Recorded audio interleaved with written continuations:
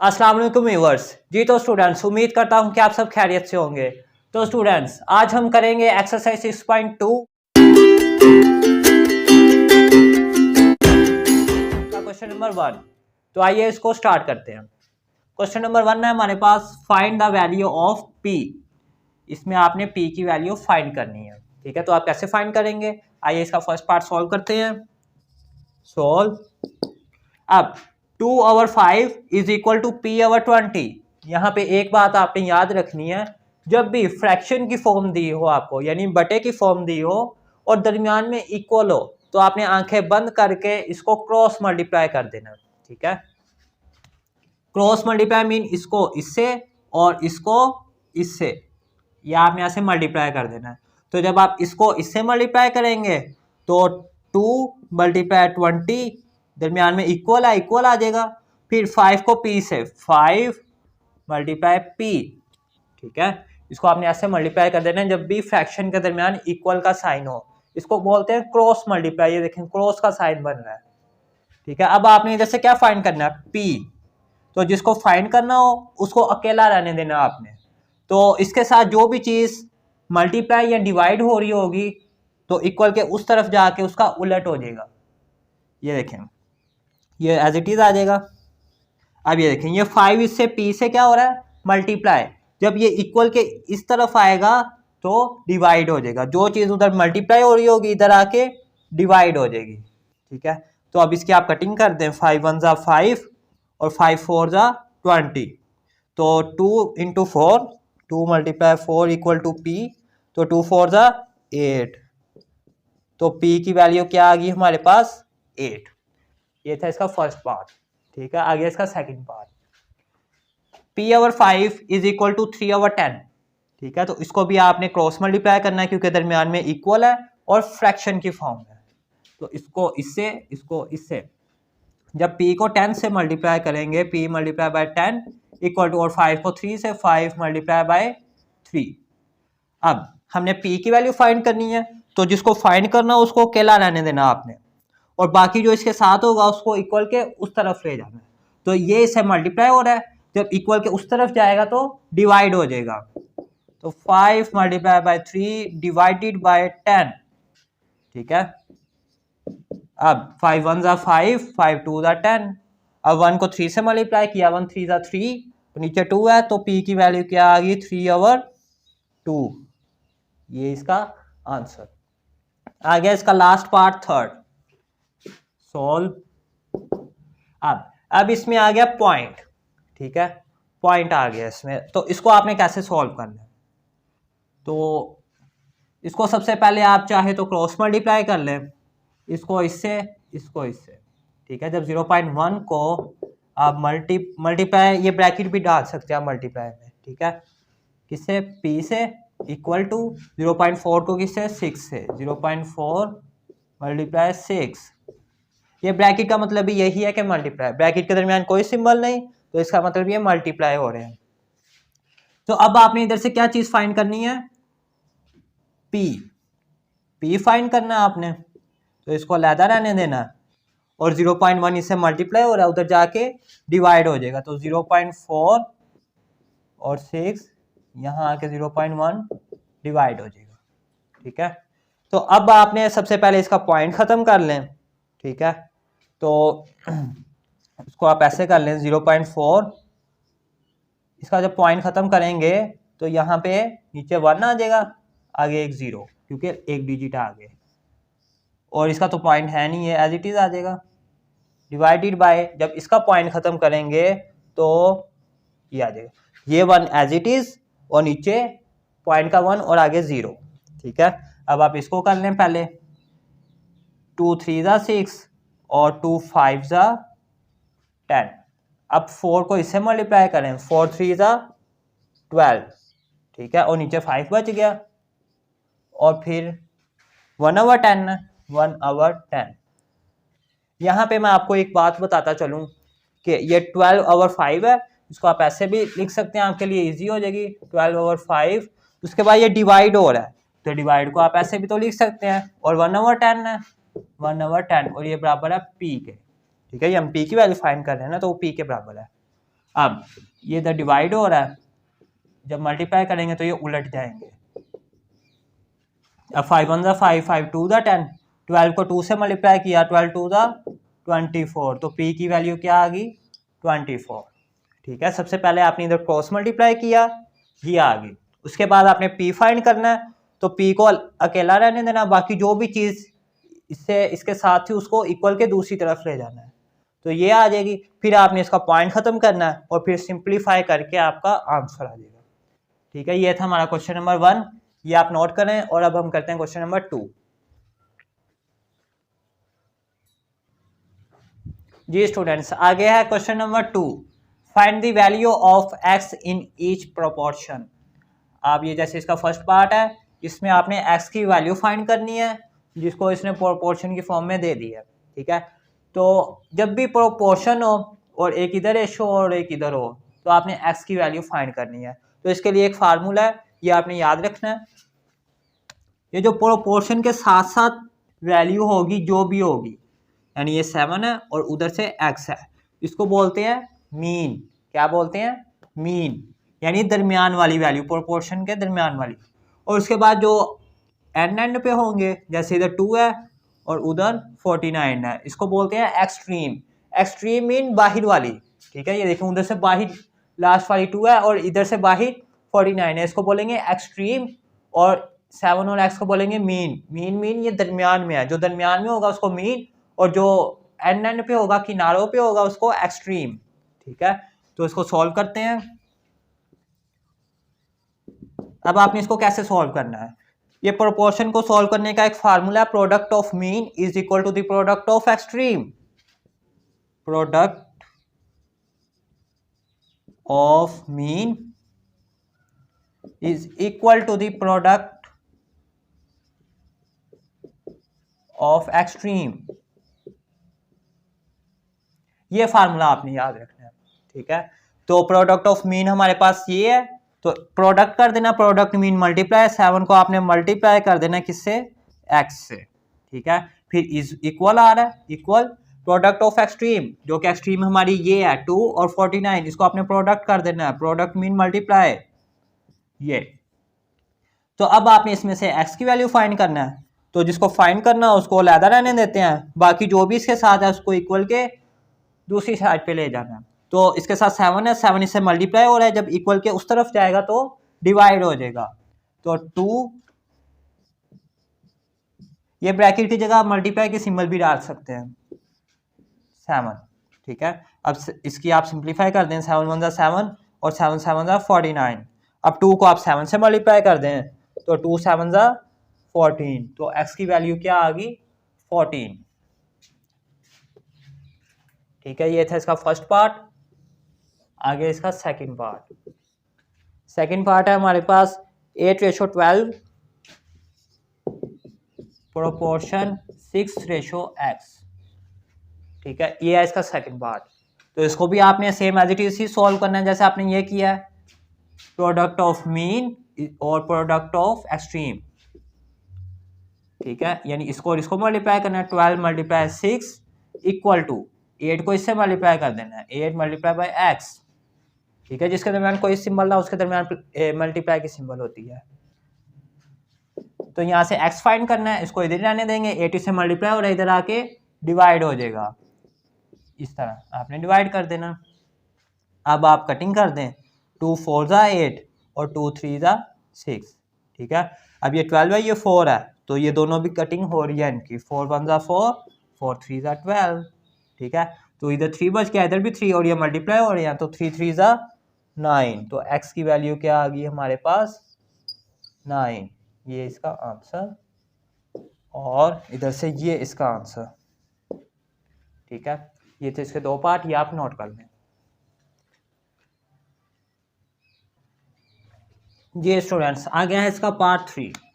तो इसको भी आपने सेम एज इट इज ही सॉल्व करना है, जैसे आपने इसके प्रीवियस क्वेश्चन सॉल्व किए हैं, प्रोडक्ट ऑफ मीन और प्रोडक्ट ऑफ एक्सट्रीम। ठीक है, क्वेश्चन सॉल्व करने से पहले आपने इस तरह ये लाइन ड्रॉ कर लेनी है, ताकि आपको क्वेश्चन को सॉल्व करने में आसानी हो। जी, प्रोडक्ट ऑफ मीन जो कि 3.6 मल्टीप्लाई किससे हो रहा है, x से, इक्वल फिर ये प्रोडक्ट ऑफ एक्सट्रीम की बारी जो कि 1.2 और 3 है, ठीक है। अब आप इसमें देखिए, इसमें पॉइंट आ रहा है, इसमें पॉइंट आ रहा है, तो सबसे पहले आप पॉइंट खत्म कर लें। तो पॉइंट कैसे खत्म करेंगे, पॉइंट की जगह 1, आगे जितने डिजिट हों उतने 0, ठीक है। इसका पॉइंट खत्म हो गया और आगे x इक्वल टू, इस तरह इसका भी पॉइंट खत्म करें, पॉइंट की जगह 1, आगे जितने डिजिट उतने 0 और ये 3, ठीक है। अब आपने इसमें से x फाइंड करना है, ठीक है। तो x को आप इधर ही रहने दें, ठीक है। और ये 36/10 ये इससे मल्टीप्लाई हो रहा है, उधर जाके डिवाइड हो जाएगा और डिवाइड इस फॉर्म में होगा। इसको तो आपने सारा एज इट इज ही लिख लेना। ये देखें, जब इधर उधर जाके डिवाइड होगा तो ये 36/10 है, जब उधर जाएगा तो ये उलट जाएगा डिवाइड में, यानी क्या हो जाएगा फिर 10/36। ये चीज़ आपने फॉलो करनी है कि जब भी फ्रैक्शन कोई मल्टीप्लाई हो रही हो, फ्रैक्शन को इक्वल के उस तरफ ले जाना हो तो यहाँ आके ये उलट जाएगी, ठीक है। तो अब आप इसको सिंप्लीफाई करें तो आपके पास x की वैल्यू आ जाएगी। तो जो इजीली सिंप्लीफाई हो रही है, देखें ये 10 है, ये भी 10 है, ये और ये कैंसल, उसके बाद क्या बचा है 12 3 36 होता है, और फिर 36 नीचे वाले से कैंसिल हो जाएगा। तो आप इसको इजीली सॉल्व कर लें, 3 से, 3 1 3, जैसे 3 1 3 और 3 2 6। अब ये 12 है, ये 12, ये और ये कैंसिल, तो आपके पास इसका क्या आंसर आ गया, 1 बचा है ऊपर और नीचे भी 1 बचा है। तो x की वैल्यू क्या आ गई आपके पास 1, ये इसका आ गया आंसर। अब इसका पार्ट 4 जो कि इस क्वेश्चन का लास्ट पार्ट है, तो आइए इसको भी सॉल्व करते हैं। तो इसी तरह प्रोडक्ट ऑफ मीन और प्रोडक्ट ऑफ एक्सट्रीम, 2 को 150 से मल्टीप्लाई करना आपने, इक्वल टू x को फिर 100 से मल्टीप्लाई करना। अब x फाइंड करना है, इधर से इसको इधर ही रहने दें, ये 100 से मल्टीप्लाई हो रहा है, जब इक्वल के उस तरफ जाएगा तो डिवाइड हो जाएगा ये। अब आप इसकी सिंप्लीफाई करें, 0 0 से कैंसिल, ये 10 है, ये 15 है, दोनों 5 के टेबल पे आते हैं, तो 5 2 10, 5 3 15। अब 2 2 कैंसिल और आंसर क्या आ गया आपका 3।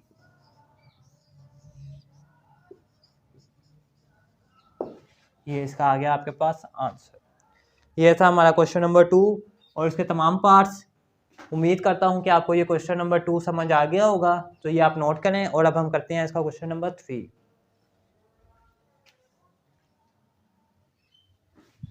जी स्टूडेंट्स, आगे है इसका question number 3। 5:9 is a ratio, 5:9 एक अब आपके पास रेशो है। If we increase first element, अगर हम इसका जो फर्स्ट एलिमेंट है उसको बढ़ा देते हैं, जो कि फर्स्ट एलिमेंट इसका क्या है 5, first element of the ratio up to 40, ठीक है। फर्स्ट एलिमेंट इसका बढ़ाकर हम क्या कर देते हैं 40, what will be the second element, तो आपने सेकंड एलिमेंट फाइंड करना है। तो इसको सॉल्व करते हैं, ठीक है। 5:9 है, ठीक है, 5:9 ये आपके पास एक रेशो है। तो इसी तरह की आपने एक और रेशो बनानी है, लेकिन उसमें जो आपका पहला एलिमेंट है, पहला नंबर है, उसको आपने बढ़ा देना है कितना, अप टू 40, ठीक है, 40 आपने बढ़ा देना है। तो प्रोपोर्शन 40 आपने बढ़ा दिया, ठीक है। प्रोपोर्शन के सिंबल तब आती है जब इधर वाली रेशो और इधर वाली रेशो इक्वल हो, ठीक है। लेकिन इसने हमें क्वेश्चन में बता दिया जो कि 40 है। What will be the second element, तो आपने जो सेकंड एलिमेंट है इसका वो फाइंड आउट करना है, ठीक है। तो ये आपके पास एक बन गई वैल्यू। तो इसमें जो भी है आपने वही प्रीवियस क्वेश्चन वाला रूल फॉलो करना है। Product of mean, product of mean is equal to the product of extreme, ये ठीक है। तो ये मीन है आपके पास और ये एक्सट्रीम है, तो इसको आप मल्टीप्लाई कर दें, 9 multiply by 40 equal to 5 multiply by x, ठीक है। अब आपने फोर्थ वाला यानी सेकंड एलिमेंट फाइंड करना है, जो कि हमने लेट कर लिया था सेकंड एलिमेंट x है, ठीक है। तो x आपने फाइंड करना है, इसको इधर ही रहने देंगे, इससे मल्टीप्लाई हो रहा है, इधर आके डिवाइड हो जाएगा। ठीक है, अब 5 1 ज़ा 5, 5 8 ज़ा 40, तो 8 को आप 9 से मल्टीप्लाई कर देंगे तो आपके पास क्या आ जाएगा, x इज इक्वल टू 8 9 ज़ा 72। तो ये आपका आ गया आंसर, यानी 5:9 थी, उसमें अगर आपका पहला एलिमेंट 40 है तो दूसरा एलिमेंट 72 होगा। ठीक है, यानी इसको आप सॉल्व करेंगे तो आपका आंसर क्या आ जाएगा 5:9, जो कि आप ये 72 है इसको इधर पुट करेंगे, फिर इसको सॉल्व करेंगे, आपका आंसर आ जाएगा 5:9, जो कि सेकंड एलिमेंट आपका ये था। ठीक है, ये था क्वेश्चन नंबर 4। उम्मीद करता हूँ कि ये आपने अच्छे तरीके से अंडरस्टैंड कर लिया होगा।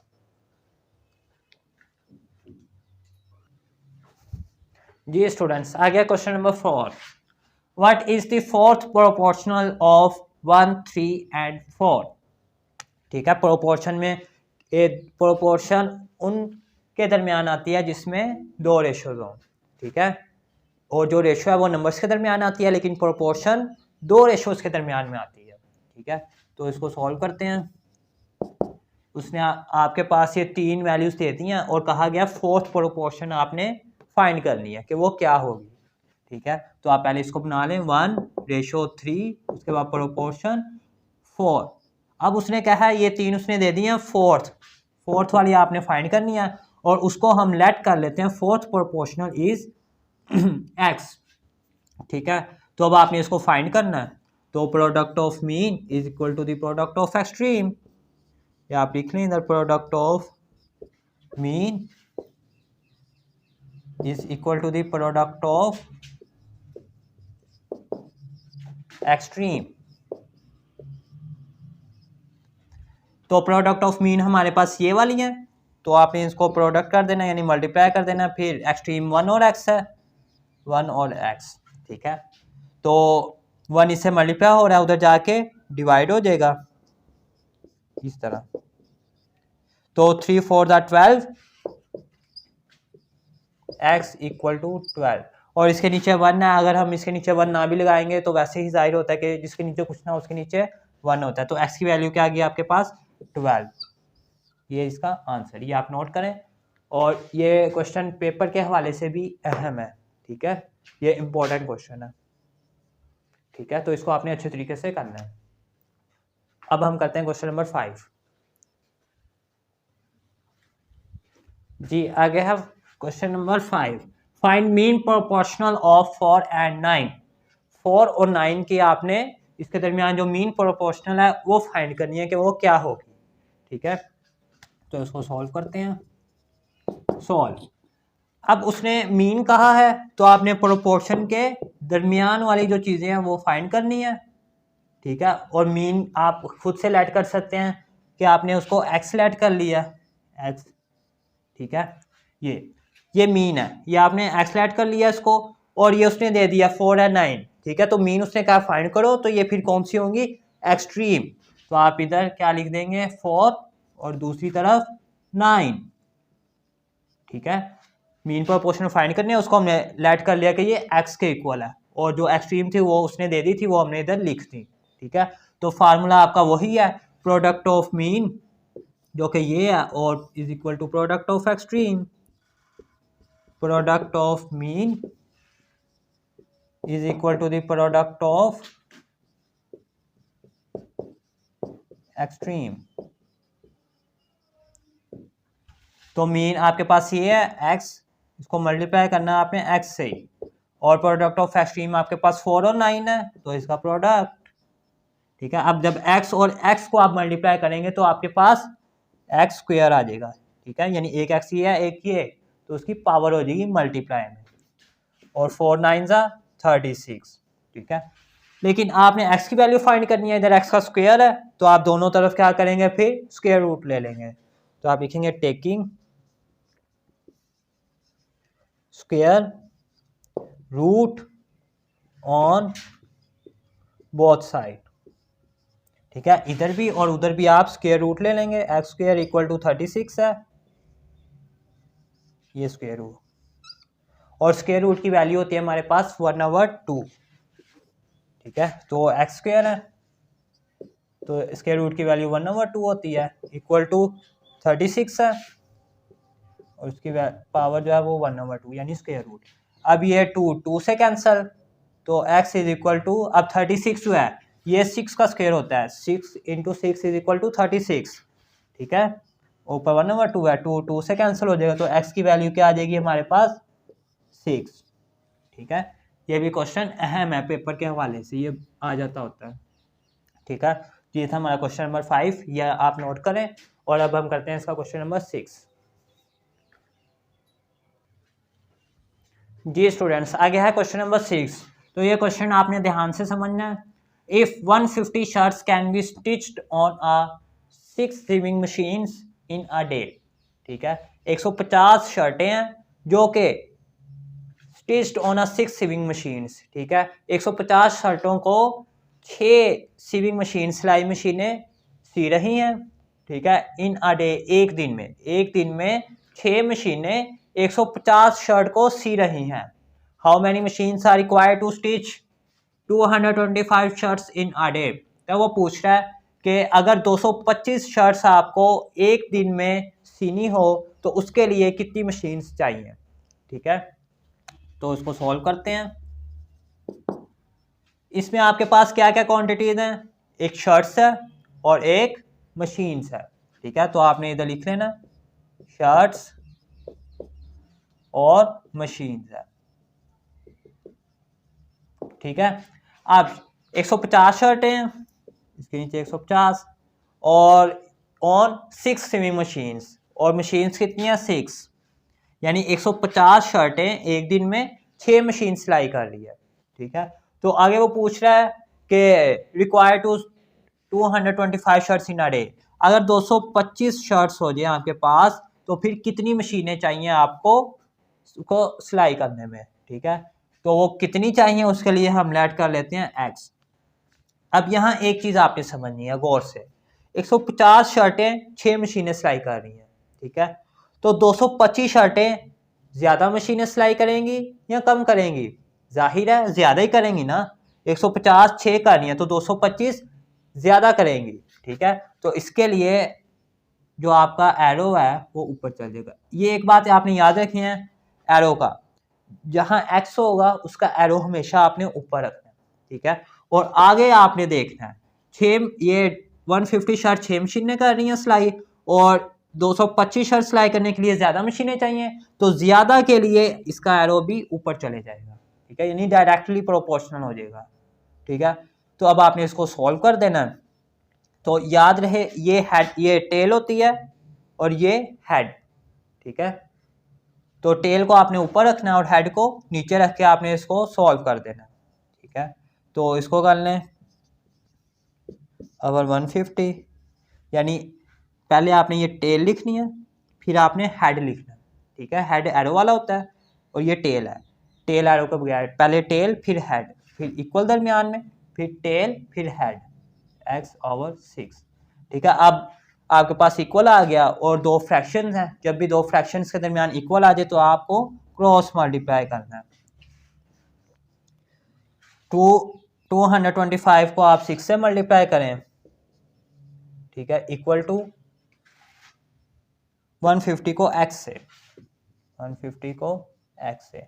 अब आपने x की वैल्यू फाइंड करनी है इसमें, तो x को आप इधर ही रहने देंगे और 150 इधर मल्टीप्लाई हो रहा है तो इधर आके डिवाइड हो जाएगा, डिवाइडेड बाय 150। अब आपने इसको सिंप्लीफाई कर देना तो आपके पास x की वैल्यू आ जाएगी। तो आप सिंप्लीफाई कर लें, 5 पे कर लें, ये दोनों 5 पे हो रहे हैं, 5 3 15 और 0 एज इट इज। इस तरह इधर भी 5 4 20, 2 बच के वो आगे वाले के साथ, तो 5 5 25। अब ये 45 है, ये 30 है, 45 मल्टीप्लाई 6/30 इक्वल टू x, ठीक है। तो अब ये फिर 5 पे हो जाएगी कटिंग, 5 6 30, 5 9 45। अब ये 9 है, ये 6 है, तो ये भी 6 है, तो आप इसको इससे काटते हैं, तो x की वैल्यू क्या आ गई आपके पास 9, ठीक है। ये आ गया आंसर, यानी कि 225 शर्टें सिलाई करने के लिए आपको कितनी मशीनें चाहिए, 9 मशीनें। तो इधर क्या आ जाएगा 9, अगर 150 6 मशीनें सी रही है तो 225 शर्टें सीने के लिए आपको 9 मशीनें चाहिए। ठीक है, तो उम्मीद करता हूँ कि ये आपने क्वेश्चन नंबर 6 जो है अच्छे तरीके से अंडरस्टैंड कर लिया होगा। तो अब हम करते हैं question number 7। Question number 7, if 7 buffaloes give 56 liters milk, how much milk can we get from 12 buffaloes? ठीक है, 7 buffaloes हैं आपके पास। ठीक है, वो आपको कितना दूध दे रही हैं? 56 लीटर्स। ठीक है, 56 लीटर्स मिल्क वो आपको दे रही हैं। कितनी? 7 buffaloes। तो आपने बताना है how much milk can we get from 12 buffaloes। तो अगर 12 buffaloes आ जाएं तो वो कितना दूध देंगी? तो आइए इसको सॉल्व करते हैं। तो आपके पास ये बुफेलोज हैं और मिल्क है। बुफेलोज और मिल्क है। बुफेलोज कितनी है आपके पास? 7। और ये 7 कितना दूध दे रही हैं? 56। अब वो आपसे पूछ रहा है कि अगर 12 बुफेलोज आ जाएं तो वो कितना दूध देंगी। तो हम लेट कर लेते हैं कि वो x। ठीक है, अब यहाँ क्वेश्चन समझिए। 7 बुफेलोज 56 लीटर मिल्क दे रही हैं। ठीक है, तो 12 बुफेलोज कितना देंगी? जाहिर है ज़्यादा ही देंगी ना। जब इधर आपके पास बुफेलोज भरी हैं तो इधर मिल्क भी तो बढ़ेगा ना। तो ये दोनों आपके पास इस तरह डायरेक्टली प्रोपोर्शन हो जाएंगे। तो आपने ऐसे ऊपर को एरो लगा देना है कि अगर ये चीज़ बढ़ रही है तो ये भी चीज़ बढ़ेगी। ठीक है, तो अब आप इसको सॉल्व करें। ये टेल है और ये हेड है, तो पहले टेल लिखते हैं और नीचे हेड इक्वल। इसी तरह ये x = 56। अब आप इसको सॉल्व करें। आपने x की वैल्यू फाइंड करनी है, तो जिसको फाइंड करना हो उसको अलहदा रहने देते हैं। तो x अलहदा रह गया, ये 56 इसके नीचे से डिवाइड हो रहा है, उधर जाकर इक्वल के दूसरी तरफ मल्टीप्लाई हो जाएगा। अब आपने इसको सॉल्व कर देना। 7 1 = 7, 7 8 = 56। तो क्या आ गया आपके पास? x = 12 मल्टीप्लाई बाई 8 है, 12 मल्टीप्लाई 8, तो 12 8 = 96। तो ये जो है आपके पास जो बुफेलोज हैं वो कितना लीटर दूध देंगी? 12 बुफेलोज आपको 96 लीटर दूध देंगी। ठीक है, तो इधर आप लिखते हैं 96 लीटर्स मिल्क। ठीक है, तो ये आपका आंसर इसका।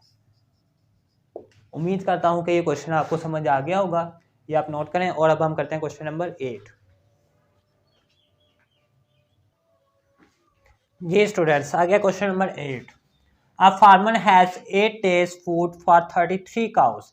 एक किसान है, उसके पास 33 गायें हैं और उसने उन 33 गायें के लिए उसने जो खाना है वो 8 दिन के लिए उनका बहुत है, यानी उसके लिए वक्फ कर दिया है। 33 गाय के लिए 8 दिन का खाना आपके पास मौजूद है। He bought 11 more cows. अगर उसमें 11 और आ जाएं, 33 आपके पास पहले थी, उसमें 11 आपके पास और आ जाए, for how many days will the food be enough. तो फिर आपने बताना है कि जो खाना है वो कितने दिनों के लिए काफ़ी होगा। तो क्वेश्चन आप फिर समझ लें। 8 days फूड फॉर 33 काउस, 33 गायें हैं, उनके लिए जो खाना है वो 8 दिन के लिए काफ़ी है, यानी वो 8 दिन तक इजीली खा सकती है उसको। फिर वो कह रहा है अगर उसमें 11 गाय 11 काउस और आ जाए, पहले 33 थी उसमें 11 और आ जाए, तो for how many days will the food be enough. तो फिर खाना कितने दिनों के लिए काफ़ी होगा। ठीक है, तो ये आपने बताना है। तो इसको सॉल्व करते हैं। इसमें आपके पास एक डेज है और काउस है। ठीक है, डेज और काउस। ठीक है, तो डेज कितने हैं? 8 और काउस 33 और उसके बाद ये 11 मोर काउस। अब यहाँ देखें कि इसी में 11 और आ गई है, तो 33 + 11, 33 + 11 = 44। तो ये 44 गायें हो जाएंगी। तो वो पूछ रहा है for how many days will be the food be enough. तो अब कितने दिनों के लिए उनका खाना काफ़ी होगा। तो हम लेट कर लेते हैं x। फिर समझें, यहाँ से 33 गायें हैं, उनके लिए जो खाना है वो 8 दिनों के लिए काफ़ी है। ठीक है, अगर 44 गायें आ जाएं तो उसी खाने को वो जल्दी खा लेंगी या बाद में खाएंगी। अगर गायें ज़्यादा हो गई हैं तो दिन कम हो जाएंगे ना, ठीक है। तो ये कौन सा प्रोपोर्शनल है, इन्वर्सली प्रोपोर्शनल, यानी 33 गायें मिलके 8 दिन में खा रही हैं, अगर 44 आ जाएंगी तो वो उनको दिन कम लगेंगे उसको खाने में क्योंकि गायें ज़्यादा हो गई हैं, तो एक्स वाला तो हमेशा ऊपर रहता है और ये इन्वर्स हो जाएगा, ठीक है। तो अब आप इसको सॉल्व करें तो टेल ऊपर और हेड नीचे, x over 8 is equal to 33 over 44, ये टेल है ये हेड है, टेल ऊपर हेड नीचे। तो अब आपने यहाँ से एक्स की वैल्यू फाइंड करनी है, तो 8 इधर डिवाइड हो रहा है, उधर जाके मल्टीप्लाई हो जाएगा 44, ठीक है। अब आप इनकी कटिंग कर दें, 11 के टेबल से कर दें चाहे, 11 3 ज़ा 33, 11 4 ज़ा 44, फिर 4 1 ज़ा 4, 4 2 ज़ा 8, नीचे तो 1 आ गया, और ये 3 इंटू 2, 3 को आपने 2 से मल्टीप्लाई कर देना है, तो आपके पास क्या आ जाएगा 3 2 ज़ा 6, ठीक है। यानी आपको, यानी जो 44 गाय थी वो उसी खाने को कितने दिन में ख़त्म कर देंगी, 6 डेज में, ठीक है। तो इधर आप डेज भी लिखते हैं 6 डेज, तो ये आपका आंसर, ठीक है। उम्मीद करता हूँ कि ये क्वेश्चन आपको समझ आ गया होगा, ये आप नोट करें। और अब हम करते हैं क्वेश्चन नंबर 9। जी students, question number 9, if 40 workers do a work in 35 days, in how many days will the same work be done by increasing 10 more workers? इसमें वो कह रहा है 40 वर्कर्स हैं, 40 काम करने वाले मजदूर हैं, do a work in 35 days, जो कि 35 दिनों में अपना काम कंप्लीट कर देते हैं, ठीक है। 35 दिनों में 40 वर्कर्स अपना काम कर देते हैं। In how many days will be the same work be done by increasing 10 more workers, ठीक है। अगर उसी काम को करने के लिए 10 मोर वर्कर्स, यानी 10 और बुला लिए जाएं वर्कर्स, 35 पहले ही थे तो उसमें 10 और मिला लेने आपने, हो गया 45, यानी अब वर्कर्स कितने होंगे आपके पास 45। अब 45 वर्कर्स उसी काम को कितने मैनी डेज, कितने दिनों में कंप्लीट करेंगे, ये आपने बताना है। तो आपके पास एक वर्कर्स हैं और डेज हैं, वर्कर्स और डेज हैं। तो वर्कर्स आपके पास 40 हैं और डेज आपके पास 35 हैं। और उसके बाद वो पूछा इन हाउ मैनी डेज, कितने दिन लगेंगे इसी काम को करने के लिए, जबकि वर्कर्स आपके पास 10 मोर, 10 और आ गए हैं, पहले 35 थे तो उसमें जब आप 10 और ऐड करेंगे तो आपके पास 45 हो जाएंगे, ठीक है। तो सॉरी ये वर्कर्स हैं तो वर्कर्स में आएगा,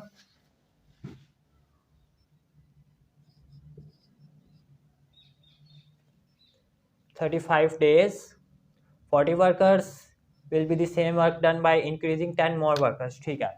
उसके बाद आपने डेज फाइंड करना है तो उसको हम एक्स लेट कर लेते हैं, ठीक है। अब यहाँ पे देखें 40 वर्कर्स 35 दिन में अपना काम कर रहे हैं, ठीक है। कितने दिन में, 35 दिन में एक काम को कर रहे हैं। और अगर वर्कर, सॉरी इसमें कहा गया इंक्रीजिंग 10 मोर वर्कर्स, तो 40 पहले थे तो उसमें आपने 10 और ऐड किए तो 50 हो जाएंगे, ठीक है। अब 40 वर्कर्स आपके पास 35 दिन में काम कर रहे थे, अब वर्कर्स ज़्यादा हो गए तो उसी काम को करने में दिन कम लगेंगे या ज़्यादा लगेंगे, दिन जो है वो कम लगेंगे, ठीक है, क्योंकि वर्कर्स ज़्यादा हो गए हैं तो वो जल्दी से मिलकर अपना काम कंप्लीट कर देंगे।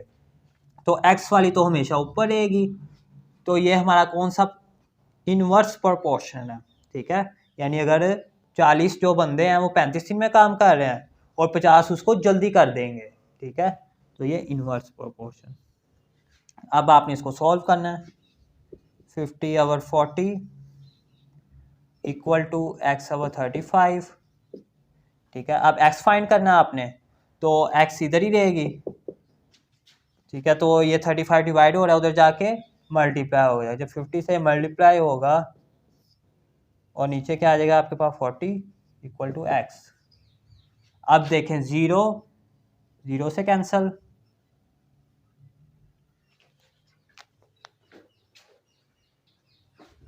जी स्टूडेंट्स यहाँ पे आपके पास जो ये टेल है ये हेड है, और जब आप इसको फ्रैक्शन में लिखते हैं तो जो टेल है वो ऊपर आती है और हेड नीचे आता है, ठीक है।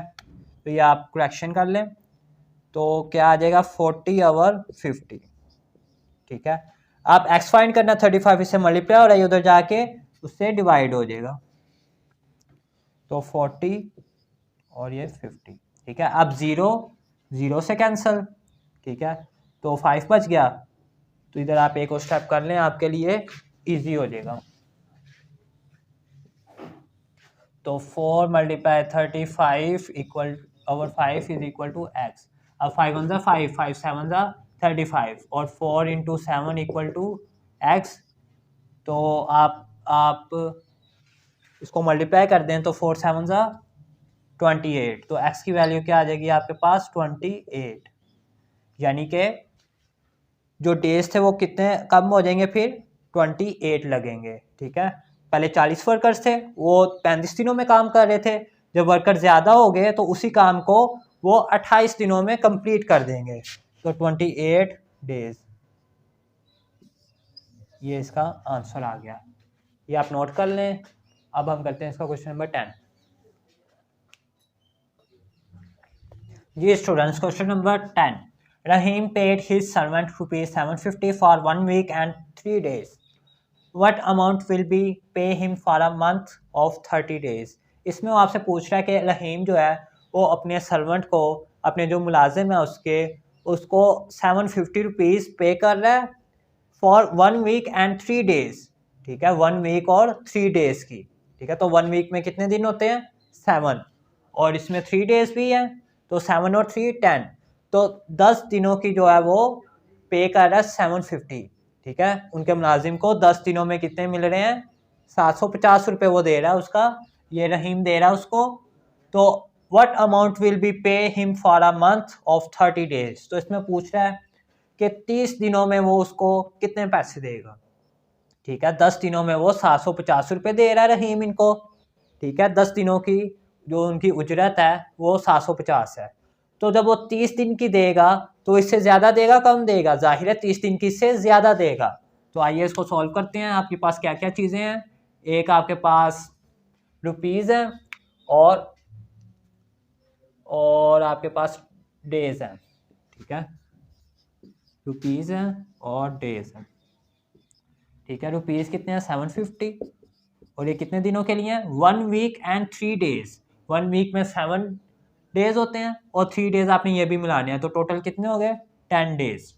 उसके बाद what amount will be pay him for a month of 30 days, तो 30 डेज के लिए वो कितने पैसे देगा, उसके लिए हम ऐड कर लेते हैं x, ठीक है। तो ये आपने फाइंड आउट करना है।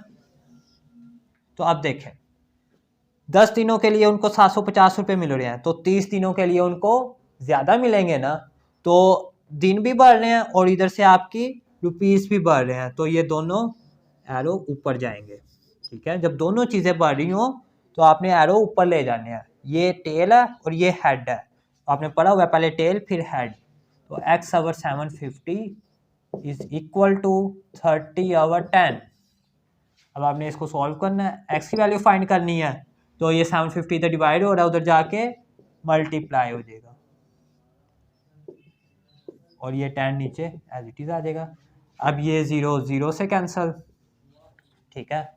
तो पीछे क्या बच गया आपके पास s इक्वल टू 3 × 750। अब 750 को आपने 3 से मल्टीप्लाई कर देना है, तो आपके पास रुपीज़ आ जाएंगी कि वो 30 दिन के लिए आपको इतने पैसे दे देगा, ठीक है।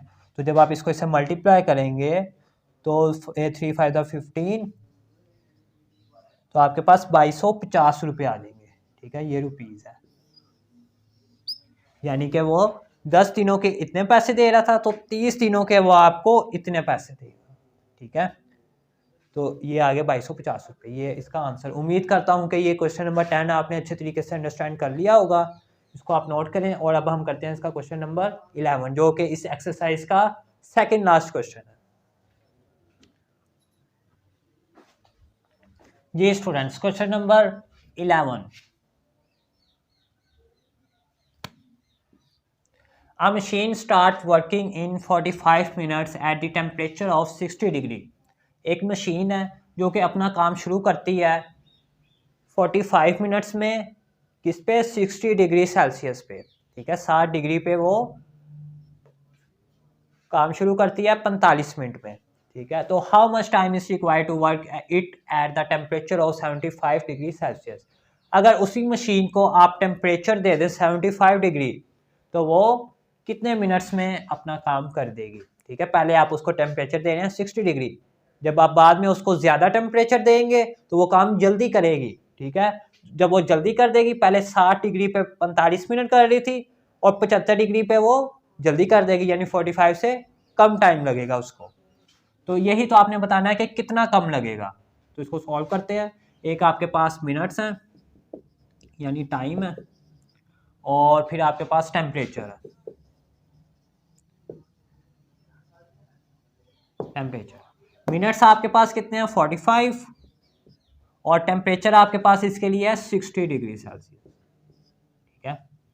और उसके बाद वो पूछा अगर 75 डिग्री दिया जाए तो वो मशीन कितने मिनट्स में अपना काम कर देगी, ठीक है। तो वो हम लेट कर लेते हैं x, ठीक है। अब यहाँ पे आपने एक चीज़ समझनी है, 60 डिग्री टेम्परेचर दिया जा रहा है तो वो मशीन 45 मिनट में काम कर देती है। अगर उसको हम टेम्परेचर ज़्यादा देंगे, यानी आप इसको एक एनर्जी समझ लें, ठीक है। अगर तो एक मशीन को 60 डिग्री एनर्जी दी जा रही है और वो अपना काम कर रही है 45 मिनट में, अगर उसको 75 डिग्री एनर्जी दे हम, तो वो अपना काम ज़्यादा मिनटों में करेगी या कम मिनटों में करेगी? इससे जाहिर है इससे कम मिनटों में कर देगी ना, क्योंकि हम उसको एनर्जी ज़्यादा दे रहे हैं तो वो जल्दी कर देगी। तो एक्स वाला तो हमेशा ऊपर रहता है एरो, तो ये इन्वर्स हो जाएगा, ठीक है, क्योंकि टाइम इधर से बढ़ रहा है और जब इधर से हमें ये देखें टेम्परेचर इधर से कम हो, इधर से टेम्परेचर बढ़ रहा है और इधर से टाइम कम हो रहा है, टेम्परेचर इधर बढ़ रहा है और टाइम फिर कम हो जाएगा ना, तो ये उलट हो जाएंगे, इन्वर्स हो जाएंगे।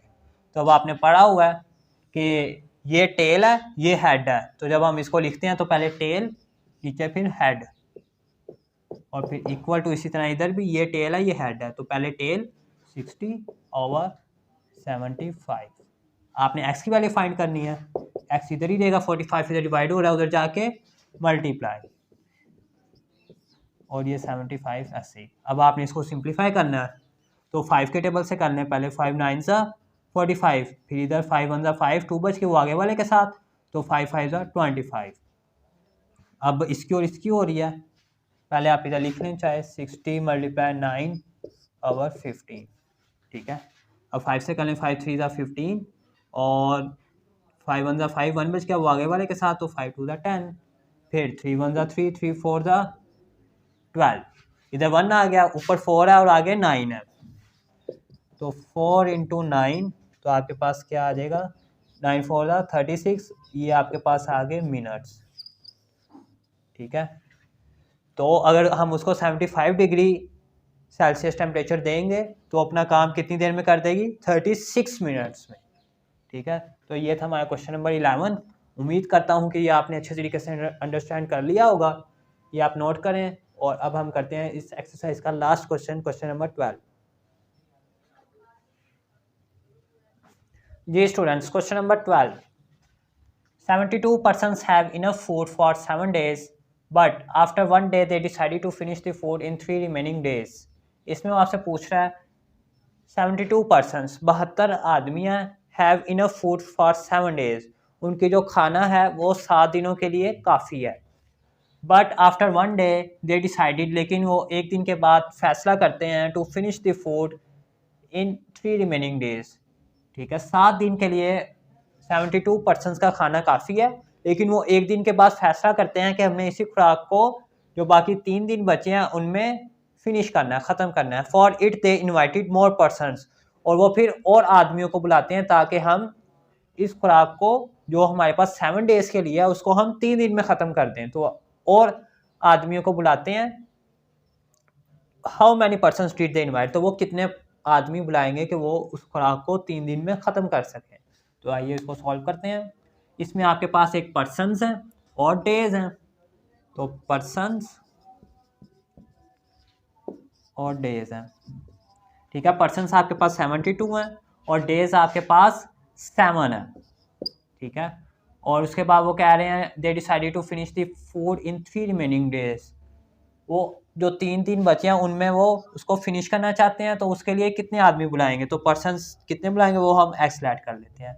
अब इधर आप एक चीज़ समझें, 7 दिन है और 72 आदमियों के लिए वो जो खुराक है वो काफ़ी है, ठीक है, लेकिन उन्होंने 3 दिन में वो खुराक ख़त्म करनी है, तो उसके लिए उनको ज़्यादा आदमी चाहिए होंगे या कम? ज़्यादा चाहिए होंगे ना।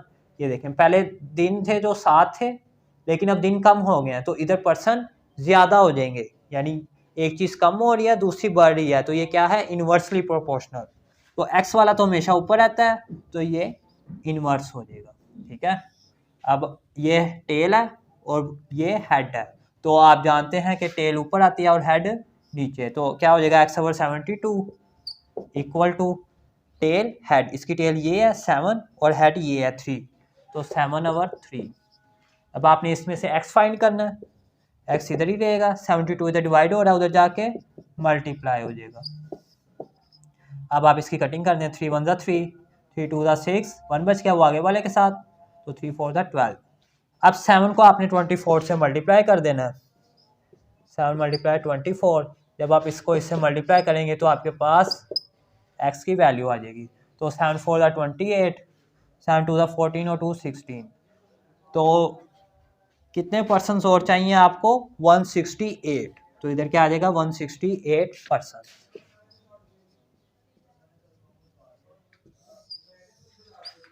ये इसका आंसर।